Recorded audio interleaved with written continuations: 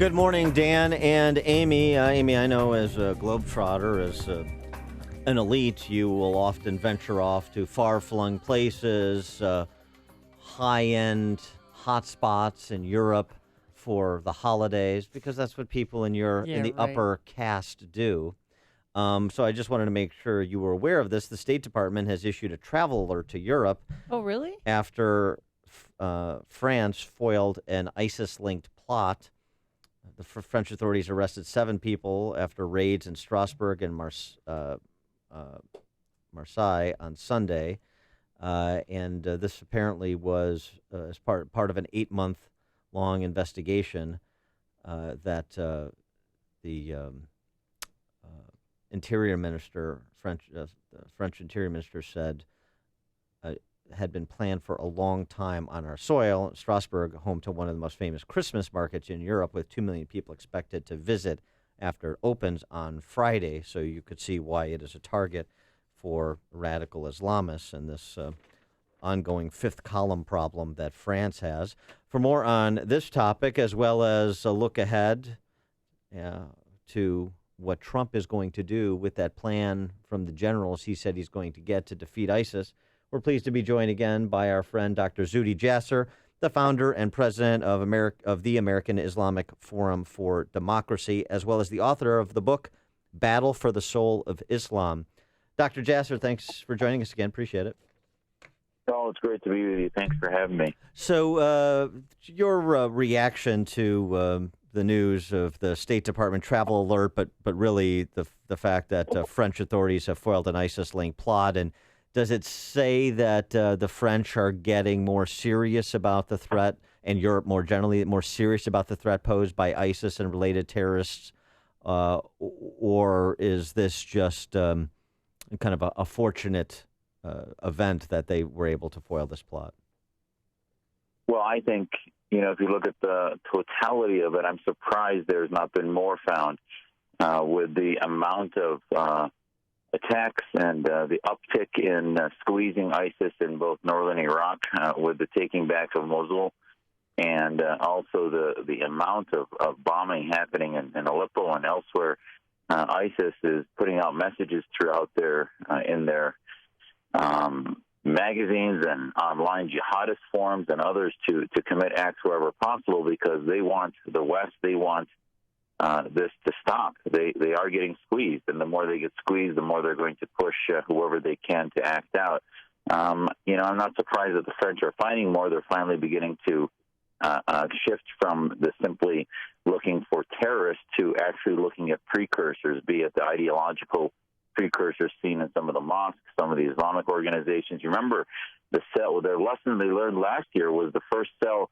They had the first cell that committed 2 acts of terror 4 months apart. So it was committed in November, and then went and hid out in Belgium and committed another act in Belgium 4 months later. So they realized that some of the communities within were insurgents that were not reporting to the police, and they had to use fingerprints and other scans of various apartments in Belgium until they found them 4 months later. And even when they did, they committed another act. So they're in a lot of trouble, and I think we in the United States should take note.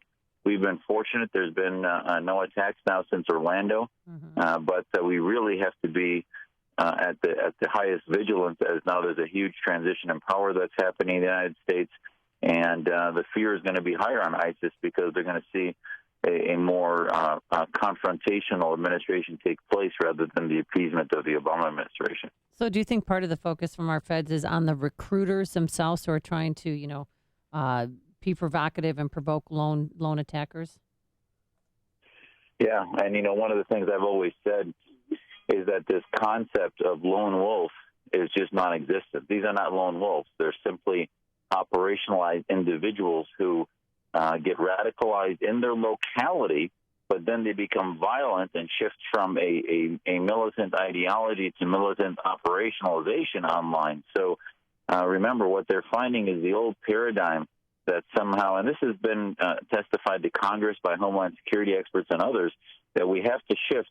And the UK actually just had a large report that came out 2 weeks ago that said we have to shift from this mantra of simply blaming Google and Twitter and YouTube and others, that actually the reality is that there are local ideologies that paint the West as being anti-Muslim, the grievance narratives and other conspiracy theories that begin them on the line of radicalization. And that's why we have to change the mantra from countering violent extremism to countering violent Islamism, and that'll help us then narrow down who God forbid, is going to be the next Orlando shooter, San Bernardino shooters, et cetera.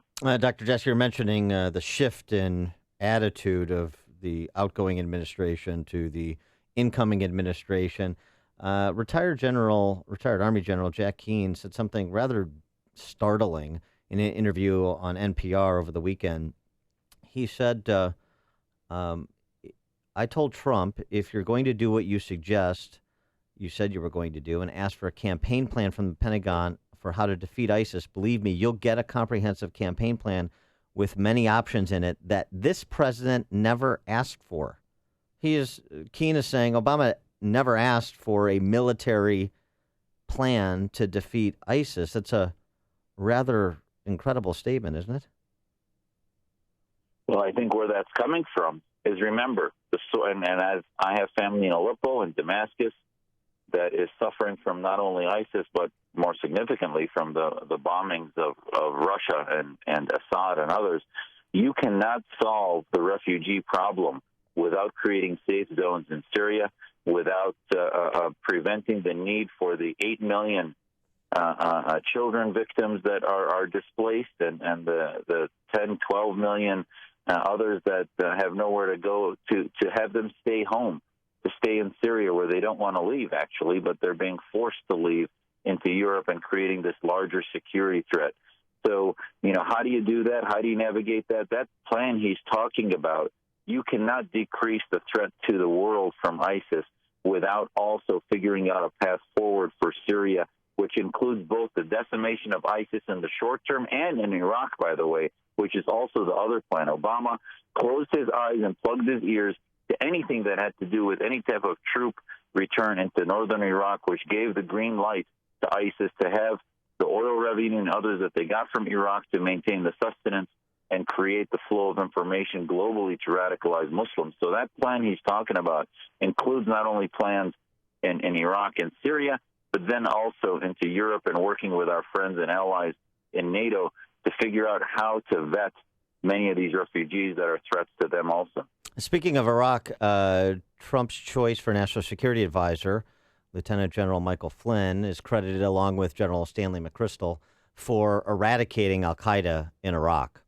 And I wonder what your assessment is, with your disposition to be more aggressive in combating radical Islamic terrorism, your assessment of the national security team as it's coming together for the Trump administration. Well, as you know, I was not a Trump supporter, and I've been guardedly optimistic, and I've been very pleased, with his appointments. I think that he is picking some of the best choices possible.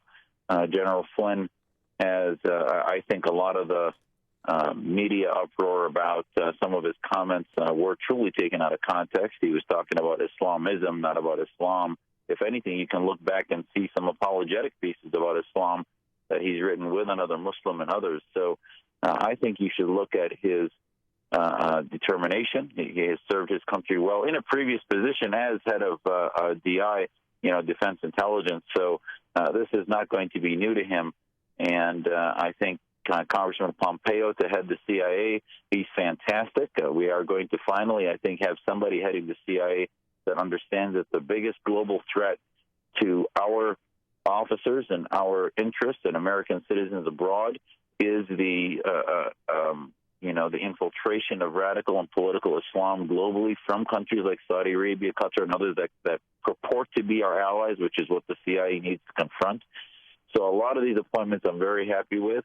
Now, the positions on Russia, I'm a little concerned about. I hope I was very optimistic to see Romney vetted and being looked at for Secretary of State, because that'll help some of us that are worried about a pro-Russian policy because of Mr. Trump and some of General Flynn's other verbiage that seemed to be a little too sympathetic to Russia.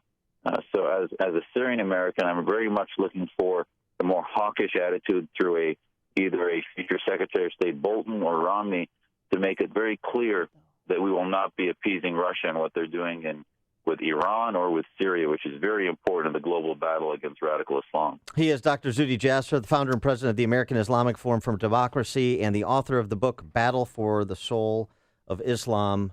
Dr. Jasser, thanks so much for joining us. Appreciate it. Anytime. Thanks for having me back. And he joined us on our turnkey.pro answer line. It's like